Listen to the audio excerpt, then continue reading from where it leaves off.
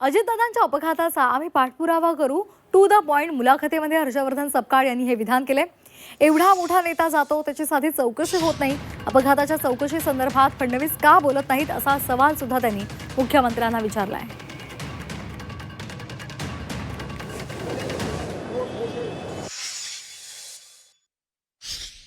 तेव्हा आमची या संदर्भातली अजितदादांच्या अपघात की घातपात आणि घातपाताच्या अनुषंगाने उपस्थित झालेले मुद्दे याचा पाठपुरावा आम्ही करत राहू आणि अजितदादांना श्रद्धांजलीचा भाव, न्याय वगैरे हे शब्द पण मला जरूर माझ्या कुंचल्यात आहेत, मात्र एवढे शब्द वापरून या ठिकाणी मी त्याला भावनिक आणि राजकीय करू इच्छित नाही। मात्र एक महाराष्ट्राचा एवढा मोठा नेता, त्यांचा अपघात होतो, त्याची साधी चौकशी होत नाही।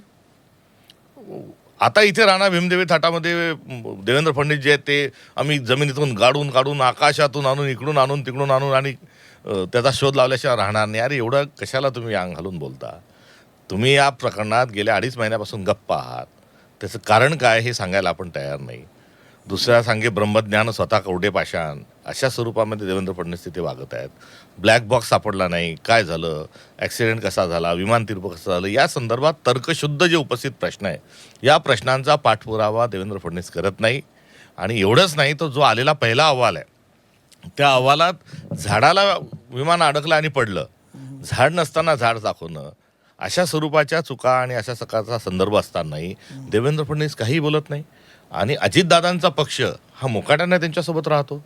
मला असं वाटतं की ही जी वस्तुस्थिती आहे ही वस्तुस्थिती अत्यंत वाईट आहे आणि अशोभनीय अशा स्वरूपाची बाब आहे। या सर्व गोष्टींचा पाठपुरावा आमचा उमेदवार करेल, पक्ष म्हणून आम्ही देखील करू, आम्ही गुन्हा दाखल केलेला आहे आणि याचा पाठपुरावा सातत्याने आम्ही करत राहू। आमची पण आहे।